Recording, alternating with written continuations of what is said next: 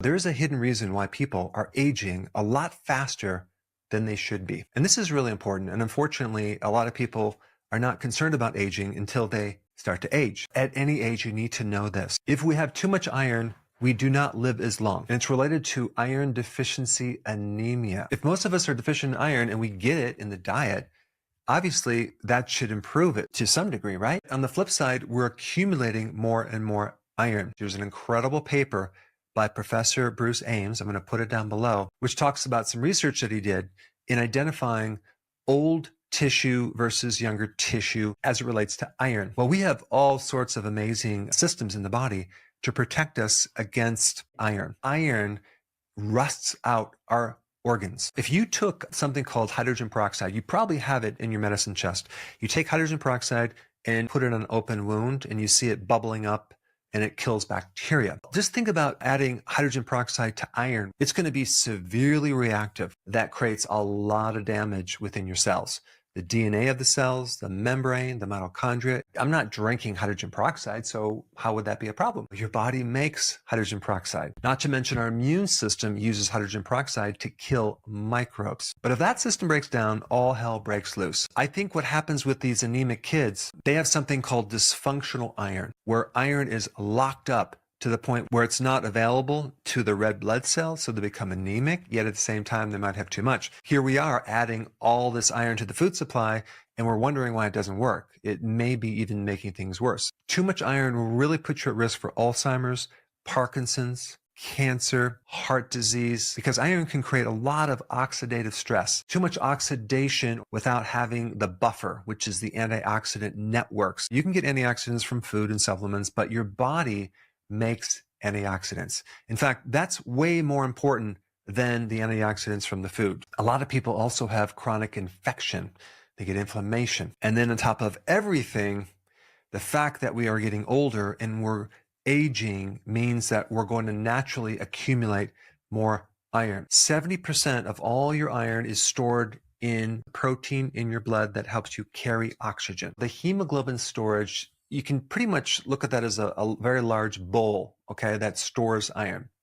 And then you have ferritin, which is like a teacup, like 10%. And ferritin is supposed to be inside your tissues, where it can protect you against this free iron and control when it's released. When you see high levels of ferritin in the blood, recycling your red blood cells every 120 days, and it's creating new red blood cells. And so you have this incredibly efficient recycling system. It's recycling iron.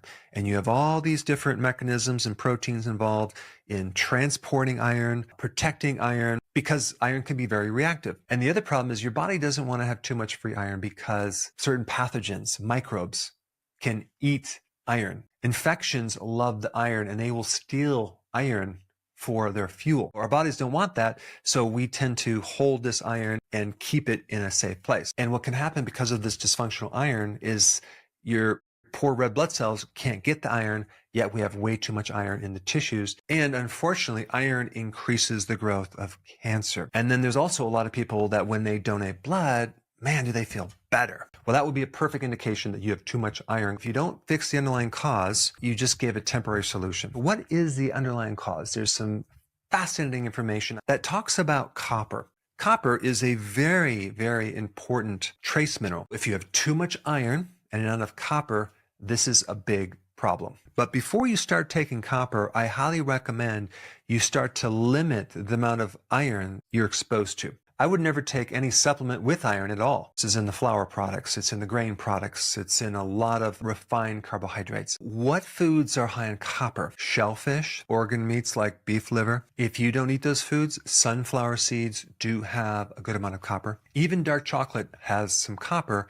Just make sure you don't get the chocolate with a lot of sugar. How do we make sure our bodies are producing enough antioxidants to counter some of this oxidative stress? To illustrate this, I want to explain a personal thing that happened to me recently. There's a very in-depth test that you can do in your body. It's called a metabolomic test. I was doing this test like very frequently, like once every 2 weeks. And what was really interesting about this, it kept showing high levels of oxidative stress. I'm like, that's weird. Upon looking at this deeper, I realized what it was. I was exercising like crazy. And exercise produces a tremendous amount of oxidative stress as well as hydrogen peroxide. What I personally needed to do to counter that is to build up my antioxidant reserve. And to do that, I needed more glutamine, which is an amino acid. You can get the most glutamine from red meat. And then I retested myself and it was much, much better. The point was there's all sorts of things that can increase the need for more antioxidant help. Alcohol,